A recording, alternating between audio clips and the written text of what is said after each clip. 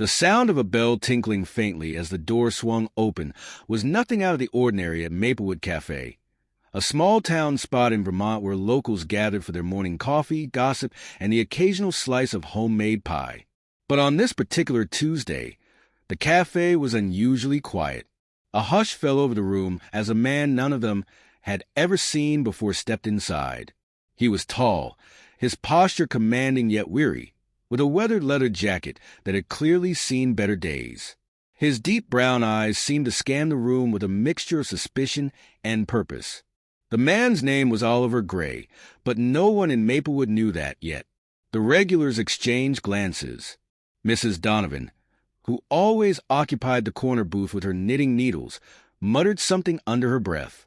Jake, the barista, hesitated as he wiped the counter, watching Oliver carefully. Strangers weren't uncommon in Maplewood, but this man carried an air of mystery that made everyone uneasy. Oliver approached the counter, his boots thudding softly against the polished wooden floor. "Coffee, Black," he said in a voice so deep it seemed to resonate through the cafe. Jake nodded, fumbling slightly with the coffee pot. "Sure thing," he replied, but his usually friendly tone was edged with apprehension. As Oliver sat at a table near the window, his back to the room, the cafe began to buzz with whispers. "Who do you think he is?" Mrs. Donovan asked, her knitting momentarily forgotten. "Looks like trouble," murmured Peter, the local mechanic. "Probably passing through. Let's hope he keeps going." But Oliver wasn't just passing through. He had a reason for being there, though he wasn't ready to share it. Not yet. Outside the window, the snow was beginning to fall, blanketing the streets in a soft white layer. Oliver's gaze drifted to the reflection in the glass. He could see the townsfolk stealing glances at him, their unease palpable. He took a sip of his coffee and allowed himself a small, fleeting smile. He was used to this reaction. It was the same in every town. But Maplewood wasn't like every other town. The first sign that something was off came when a young woman burst into the cafe, her cheeks flushed from the cold. She had fiery red hair and a look of sheer panic in her eyes. "Is Sheriff Carter here?" she asked, her voice trembling. "No, honey," said Mrs. Donovan, concern softening her tone. "What's wrong?" "It's my brother," the woman said, struggling to catch her breath. "He's missing. He went out to the old quarry this morning and hasn't come back." The room fell silent again, but this time it wasn't because of Oliver. The quarry was a place people didn't talk about much. It had a history of accidents, disappearances, and whispered legends that kept even the bravest locals away. Oliver set his coffee down and turned to face the young woman. "The quarry," he said, his voice low and steady. "Why would he go there?" The woman looked at him, startled. "Who are you?" she asked.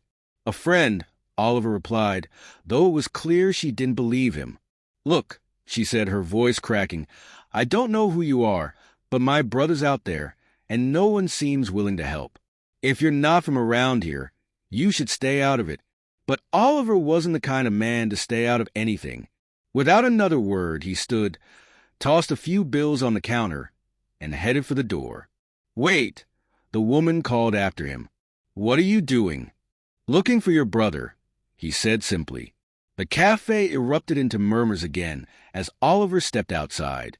The snow was falling harder now, and the wind had picked up, but he didn't hesitate. He pulled his jacket tighter around him and began walking toward the edge of town, where the trees grew thicker and the path to the quarry began. Inside the cafe, the young woman hesitated for only a moment before following him. "Wait," she called again, catching up to him. "You can't just walk out there. It's dangerous." "I know," Oliver said, his tone as calm as ever. The woman stared at him, trying to read the expression on his face. "Why are you doing this? You don't even know us." Oliver stopped and turned to face her. "Because sometimes the people who don't know you are the ones who can help you the most." She didn't know what to say to that, but something about his words, his presence, made her feel a little less afraid. "What's your name?" she asked. "Oliver," he said. "What's yours?" Anna, she replied. Anna Harper. Stay close, Anna, Oliver said as they reached the edge of the woods. This isn't going to be easy. Anna looked at the dark, snow-covered path ahead and felt a chill that had nothing to do with the weather. She didn't know who Oliver Gray was or why he had come to Maplewood, but for now, he was the only person willing to help her. As they ventured deeper into the woods, the whispers of the cafe faded behind them, replaced by the eerie silence of the trees. Oliver's eyes scanned the path ahead, his every movement deliberate and controlled. Anna couldn't shake the feeling that this man was no ordinary stranger. And as they approached the old quarry, she began to understand why. The next morning, the entire town of Anchorage buzzed with whispers about the peculiar chain of events. Detective Turner, known for his methodical approach, took charge of the investigation. He reviewed the case file under the dim light of his desk lamp, meticulously analyzing the timeline of events surrounding Nora's disappearance and the mysterious figure Ethan had spotted. Turner's attention was drawn to a name buried in a footnote, Aiden Calloway. Calloway was an eccentric recluse who lived on the outskirts of the forest. He was known for his peculiar habits and a history of hostility toward hikers who ventured too close to his property. Turner decided it was time to pay Aiden a visit. Ethan, now fully invested in uncovering the truth, insisted on joining Turner. Together, they trudged through the thick snow toward Calloway's cabin. The forest seemed to hold its breath, the eerie silence amplifying every crunch of snow beneath their boots. When they reached the cabin, the place looked almost abandoned. Boards hung loosely from the windows, and the front porch sagged under the weight of accumulated snow. But something felt off. A faint glow emanated from inside, and as Turner knocked, the door creaked open slightly, revealing a room cluttered with old books, maps, and photographs. The photographs sent chills down Ethan's spine. They depicted hikers, some smiling, others seemingly caught unaware. Among the faces, Ethan spotted Nora. She was in the last photo, her expression one of unease, as though she had been caught in a moment of realization. Aiden Calloway emerged from the shadows, his appearance disheveled and his gaze sharp. "What do you want?" His voice rasped, guarded yet strangely calm. Turner introduced himself, presenting his badge. "We're investigating a missing person, Nora Lang. Her last known location was near the forest. We have reason to believe you might know something." Aiden's expression flickered for a moment, but he quickly regained his composure. "I don't know any Nora," he replied, but his gaze betrayed him. Ethan caught a glimpse of nervousness in his darting eyes. As Turner questioned Calloway, Ethan's eyes wandered around the cabin. Something caught his attention, a map pinned to the wall. It was a detailed layout of the forest, marked with symbols and red lines. Among the markings, one stood out, a red circle, drawn around a location labeled Black Hollow. Ethan nudged Turner, who shifted his focus to the map. "What's this?" Turner asked, pointing to the circle. Calloway's face turned pale. That's none of your business," he stammered, suddenly defensive. Turner stepped closer. "I think it is Black Hollow. What does it have to do with Nora Lang?" Calloway's demeanor shifted from defiance to a hint of fear. "You don't know what you're messing with," he muttered. "Black Hollow isn't just a place. It's a warning." Before Turner could press further, a loud noise echoed from the forest, cutting through the tension. It was a sound of cracking branches, heavy footsteps, and then silence. Ethan and Turner exchanged a glance, their unease growing. Calloway seized the opportunity to bolt, disappearing into the depths of his cabin. But before they could chase him, the sound returned, closer this time. Something, or someone, was out there. Turner drew his flashlight, its beam cutting through the encroaching darkness. Ethan followed closely as they stepped outside, the cold biting at their faces. They scanned the tree line, hearts pounding, until Ethan spotted a shadow moving swiftly between the trees. "Over there!" he whispered urgently. The two pursued the figure, their footsteps muffled by the snow. The shadow led them deeper into the forest, toward the area marked as Black Hollow on Callaway's map. As they neared the spot, the forest seemed to shift. Trees grew denser, the air heavier, and an unsettling quiet enveloped them. Suddenly, Ethan froze. A figure stood ahead, partially obscured by the trees. It wasn't the shadow they had been chasing. It was someone else. Nora? Ethan's voice cracked with emotion. The figure didn't respond but began walking away, disappearing deeper into the hollow. Ethan and Turner followed, their determination outweighing their fear. They were close to answers, but what awaited them in Black Hollow was far darker than they had anticipated. Ethan and Turner trudged forward, the oppressive atmosphere of Black Hollow growing heavier with each step.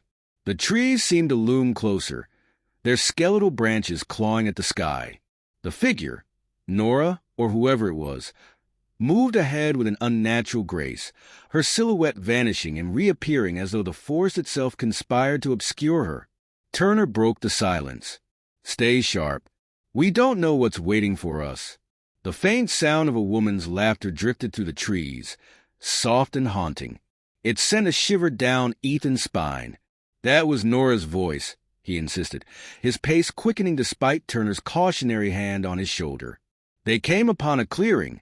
At its center was an ancient-looking well, its stone walls covered in frost and moss. The figure stood beside it, her back turned to them. Slowly, she raised her arm and pointed toward the well. "Nora," Ethan called out, his voice echoing into the icy void. The figure turned, and Ethan's breath caught in his throat. It was Nora, but something was wrong. Her face was pale, her eyes hollow, and her expression devoid of recognition. She didn't speak, but instead gestured more frantically toward the well. Turner whispered, "Ethan, this doesn't feel right. Stay back." Ignoring the warning, Ethan stepped closer. "Nora, it's me. It's Ethan. What's going on? Where have you been?" Nora tilted her head as if trying to comprehend his words. Then, without warning, she stepped onto the edge of the well and disappeared into the darkness below. "No!" Ethan screamed, running toward the well. Turner grabbed his arm just in time. "Don't be reckless," he barked, his voice firm but laced with concern. Ethan struggled against Turner's grip. "She's in there. We have to save her." Turner shone his flashlight into the well. The beam revealed nothing but an empty, seemingly endless void. There was no splash, no sound of impact, just silence. It was as if Nora had been swallowed whole by the abyss. As they peered into the well, faint whispers began to rise from its depths. The voices overlapped, some pleading, others angry, and some eerily familiar. "Turner, do you hear that?" Ethan's voice was barely a whisper. Turner nodded, his jaw clenched. He pulled Ethan back, his instincts screaming danger. "We're leaving. Now." But before they could move, the ground beneath them trembled. The well began to glow faintly, a sickly green light illuminating the clearing. The whispers grew louder, forming words. Asterisk, "You shouldn't have come." Asterisk. The air around them grew colder, and a forceful wind erupted from the well, pushing them back. Ethan lost his footing, falling to the ground. Turner grabbed his arm, hauling him up as they both stumbled away from the well. From the corner of his eye, Ethan saw movement. Shadows began to coalesce around the clearing, forming humanoid shapes that stood motionless, watching them. Their eyes glowed faintly, reflecting the eerie light from the well. "Turner, what is this?" Ethan's voice cracked with fear. "I don't know, but we're not sticking around to find out," Turner replied, his voice steady despite the growing terror in his chest.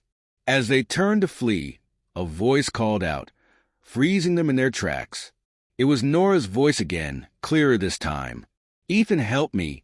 Ethan hesitated, torn between his instincts and his love for Nora. Turner grabbed his arm. "Ethan, it's not her. Whatever this is, it's playing with us. But what if it is her?" Ethan's voice was desperate. Ethan broke free from Turner's grip, running back toward the well. The shadows moved closer, their forms becoming more distinct. Elongated limbs, distorted faces, and an otherworldly aura that made the air feel heavy. "Ethan, stops!" Turner yelled, but his voice was drowned out by the cacophony of whispers. Ethan reached the well and peered inside, his heart pounding. "Nora, I'm here. I'll get you out." The whispers ceased, replaced by silence so profound it was deafening. Then from the well, a hand shot up, grabbing Ethan's wrist. It was ice-cold and impossibly strong. Ethan screamed as it began to pull him toward the well. Turner raced forward, grabbing Ethan and pulling with all his strength. The hand tightened its grip, and for a moment, it felt like a losing battle. But with a final desperate yank, Turner freed Ethan, sending them both tumbling backward. The hand retreated into the well, and the glowing light dimmed. The shadows around the clearing dissolved, leaving nothing but the oppressive quiet of the forest. Panting and shaken, Ethan and Turner stumbled away from the well. As they reached the edge of the forest, Turner glanced back. The well sat in the clearing, innocuous and silent once more. Ethan looked at Turner, his eyes filled with fear and determination. "She's still in there, Turner. I felt her." Turner placed a firm hand on Ethan's shoulder. "We don't know what that was, but we're not going back unprepared. We need help. Someone who knows what we're dealing with." Ethan nodded reluctantly, but deep down, he knew he wouldn't rest until he uncovered the truth about Black Hollow and the mysterious force that had taken Nora. Ethan and Turner returned to Black Hollow, this time armed with research, tools, and a resolve stronger than their fear. They had consulted local historians, paranormal investigators, and even an eccentric old man who claimed the well was a asterisk gateway to lost souls. Asterisk with every story. The warnings were the same. Asterisk, do not disturb what lies beneath. Asterisk, but Ethan's love for Nora outweighed every cautionary tale. She was down there, and he wouldn't abandon her.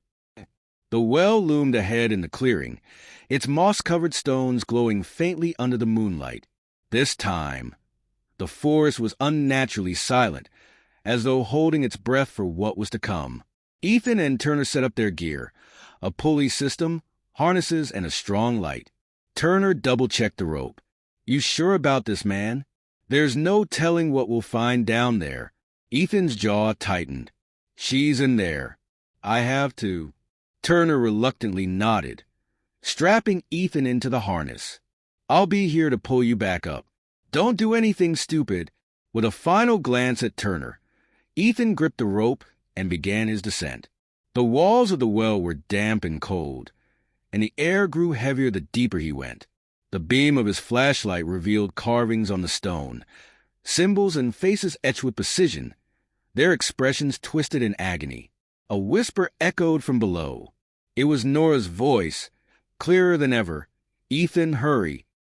As Ethan descended, the light from above grew distant, swallowed by the oppressive darkness. The whispers grew louder, and with them came a chilling realization. There were other voices. Some begged for release, others hissed in anger, and some simply wept. He reached the bottom. The well opened into a cavern, its floor covered in a faintly glowing mist. At the center stood Nora, her back turned to him. "Nora," Ethan called, rushing toward her. She turned slowly, and for a moment, relief flooded him. It was her, as beautiful and alive as he remembered. But her smile faded as she spoke. "You shouldn't have come."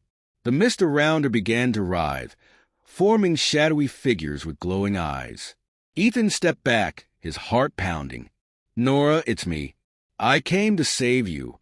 She shook her head, tears streaming down her face. "You can't save me, Ethan. None of us can leave. The well, it doesn't let go." Suddenly, the shadows surged forward, their forms solidifying into grotesque, humanoid shapes. Ethan swung his flashlight, its beam scattering the creatures momentarily.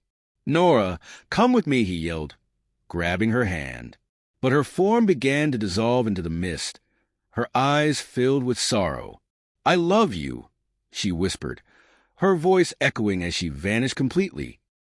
Panic consumed Ethan as the shadows closed in. He gripped the rope and shouted into his radio, "Turner, pull me up. Now. Above." Turner heaved with all his strength, the pulley system groaning under the strain.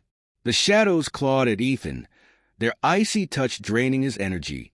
He kicked and swung, his flashlight flickering as the darkness seemed to consume him. Just as his strength gave out, he felt the rush of cold air and the pull of the rope accelerating. Turner's face appeared above, strained with effort, as he hauled Ethan out of the well. The moment Ethan's feet hit the ground, the well let out a deafening roar, and the shadows retreated, their screams fading into the abyss. The forest was silent once more. Ethan lay on the ground, gasping for air. Turner knelt beside him. "What happened down there? Did you see her?" Ethan's eyes filled with tears as he nodded. "She's gone. She can't leave." Turner placed a comforting hand on Ethan's shoulder, but his own face was etched with unease. "Then we leave this place, and we never come back." Ethan stared at the well, its darkness now more ominous than ever. He couldn't shake the feeling that it wasn't over, that the well's hold on him, on Nora, and on countless others was far from broken. As they walked away, the faint sound of a woman's laughter drifted through the trees. Ethan turned, his heart aching, but he kept walking, knowing that some mysteries were better left buried.